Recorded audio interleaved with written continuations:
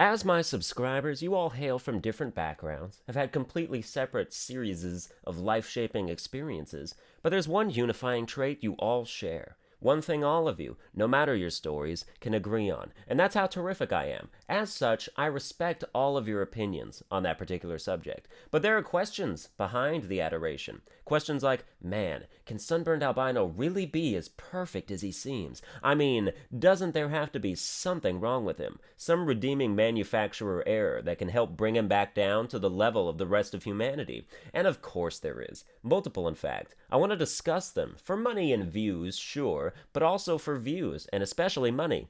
I have Asperger's and Tourette's. I consider myself proof that God makes mistakes. Asperger's is a form of autism that I have mildly, and I'm not just saying that to get chicks. You know how you hit on girls at the bar like, hey, want to go home with someone who's kind of retarded? And they're like, yeah. After you're done pointing at pictures of the drinks you want, you can drool all over my pussy.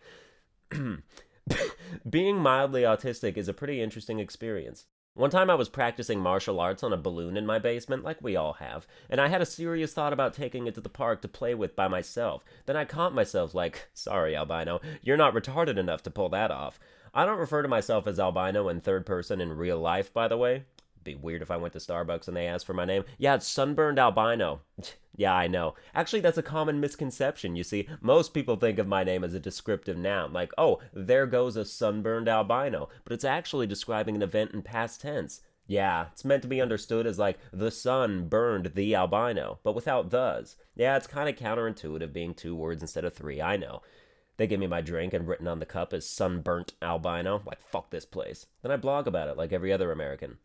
Have you ever thought about how easy it would be to just go crazy? And I don't mean violently murdering people in public places. I mean the kind of harmless insanity that gets you locked in a ward. Sometimes I'll be in line to order a pizza, and I get this noticeable urge to just turn around and stare unblinkingly into the eyes of the person behind me. I would never do it, but I feel the thought. Maybe it's because my entire life, all people have made me uncomfortable just by virtue of being alive, so being crazy in their faces is a sort of revenge. I mean, what kind of burden is it to be a responsible human being who holds other people's expectations close to their hearts? The society-forced struggle to contribute to the welfare of the planet and your fellow man? Growing up with these values instinctively burned into your brains? That's a lot of pressure for people who give a shit, me excluded.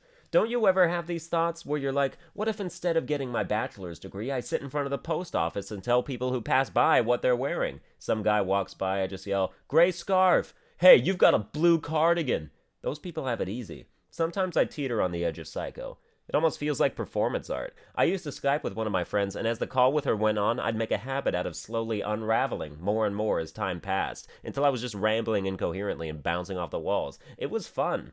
It's fun to pretend you have issues. Actually, especially if you have issues, it's fun to pretend you have other issues. Like, I encourage anybody with depression right now, or even if you're just sad about something, to just at some point in your life, turn on your webcam, hit the record button, and pretend your life is too amazing for you to handle. Comment on all the things in your make-believe life that are fucking awesome, and then complain about why it sucks that they're so great. Let loose, throw out your inhibitions, just go insane for like 15 minutes. That's self-administered therapy, and you couldn't pay a doctor a year's salary for any better results. The thought of griefing my entire family by going off the deep end is a long-winded continuous fantasy that comforts me sometimes in my boredom. I'm already the black sheep. Why not take it to the extreme and make my parents second-guess every choice they ever made raising me?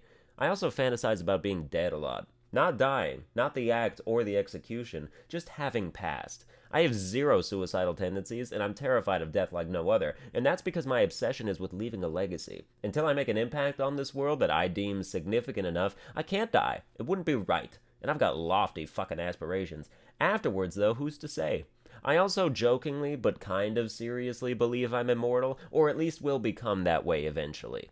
There's a lot to unload on a crowd of strangers. Let's keep going. I'm super paranoid. I sleep with a knife under my pillow. Would be a gun if I could get a hold of one. Our house has never been broken into, but you want to be prepared for your first time. And yes, I would shoot a home invader in the face without hesitation and then slip comfortably back to sleep. I'm not even sure if I'd call the police right away. You want to at least be well rested when the interrogation starts, after all.